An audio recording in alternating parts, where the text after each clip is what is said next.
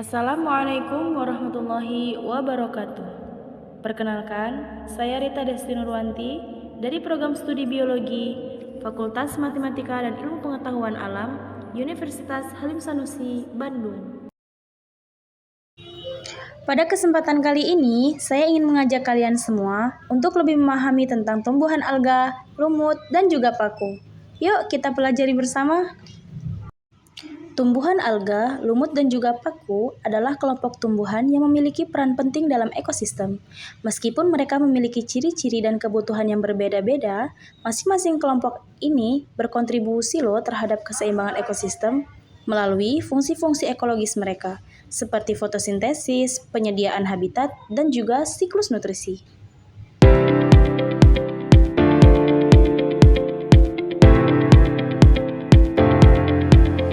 Taksonomi tumbuhan adalah ilmu yang mempelajari klasifikasi dan pengelompokan organisme.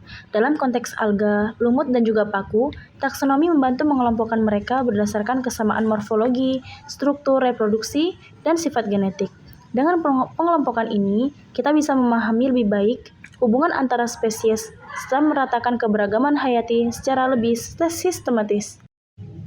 Dalam fotosintesis dan produksi oksigen, alga dan paku berfungsi sebagai produsen primer yang menghasilkan oksigen melalui fotosintesis.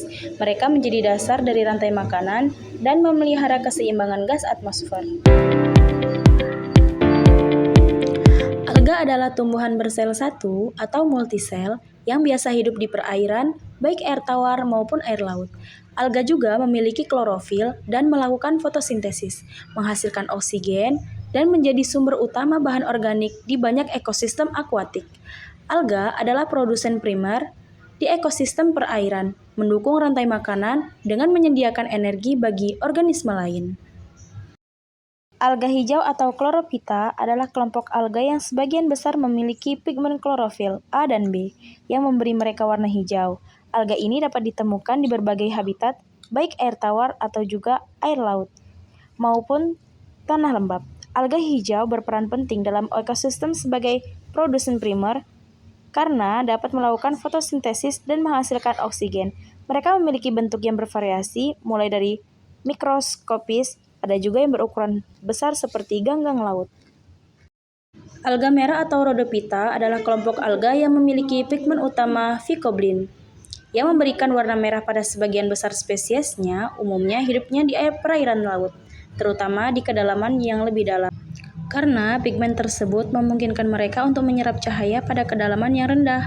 Alga merah memiliki struktur tubuh yang beragam, mulai dari yang mikroskopis hingga yang besar, dan berperan penting dalam ekosistem laut, termasuk sebagai penyusun terumbu karang. Alga coklat atau Pheophyta adalah kelompok alga yang memiliki pigmen klorofil A dan C, serta pigmen karotenida dan phycoxanthin yang membawa warna coklat kekuningan. Alga ini umumnya hidup di air laut, terutama di daerah perairan intertidal. Alga coklat memiliki bentuk yang bervariasi, mulai dari yang kecil hingga yang besar seperti lumpur laut. Mereka juga memiliki peran penting dalam ekosistem laut, seperti menyediakan habitat bagi berbagai organisme laut.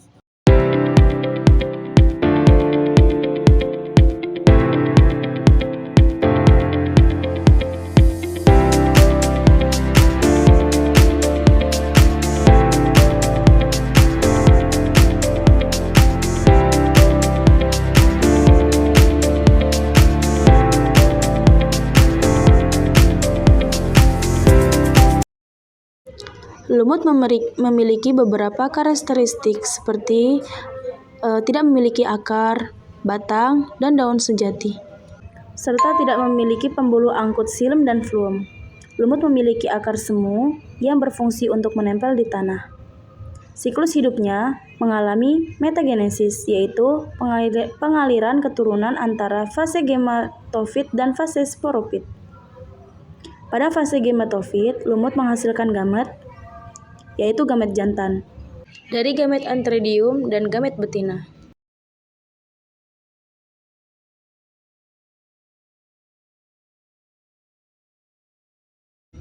Habitat lumut dapat hidup di berbagai tempat seperti tanah, tembok, bebatuan, kulit pohon, atau air. Lumut juga biasa hidup di daerah lembab dan teduh. Berikut adalah jenis lumut daun yang saya temukan. Jenis lumut yang dapat hidup di batang pohon. Lumut daun merupakan kelas terbesar dari lumut yang terdiri dari 95% semua spesies lumut. Lumut daun juga dikenal sebagai lumut sejati karena memiliki bagian-bagian utama tumbuhan. Ciri-ciri khasnya yaitu berupa lembaran spiral berwarna hijau muda melekat pada bagian akar atau tempat tumbuhnya. Selanjutnya adalah paku. Paku adalah tumbuhan vaskular yang memiliki sistem pembuluh untuk mengangkut air dan nutrisi. Dapat hidup di berbagai jenis habitat, termasuk hutan tropis yang lembab dan daerah beriklim sedang. Paku penting dalam menjaga keberagaman hayati, karena mereka memberikan habitat bagi berbagai spesies tanaman. Mereka memberikan habitat bagi berbagai spesies tanaman hewan kecil. Sebagai tumbuhan yang menghasilkan spora, paku berkontribusi dalam proses reproduksi vegetatif dan memungkinkan penyebaran mereka ke dalam daerah baru. Tumbuhan paku memiliki ciri morfologi seperti memiliki akar, batang, dan juga daun sejati. Daun muda paku menggulung dan juga dapat dibedakan berdasarkan ukuran seperti makrofil atau mikrofil.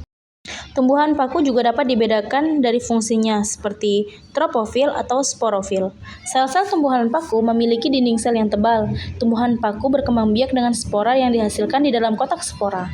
Tumbuhan paku dapat bereproduksi dengan cara vegetatif dengan membentuk gema. Tumbuhan paku juga termasuk tumbuhan tertua di bumi dan dapat ditemukan di berbagai habitat seperti pada air dan juga tempat yang lembab.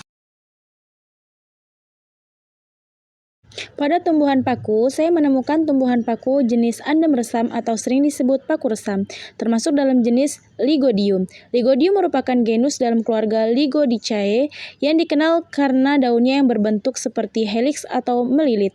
Paku ini biasanya tumbuh merambat dan menjalar, baik di tanah atau sebagai tempat epifit yang menempel pada pohon. Paku andem resam banyak ditemukan di daerah tropis termasuk di Indonesia yang sering dijumpai di hutan atau area lembab.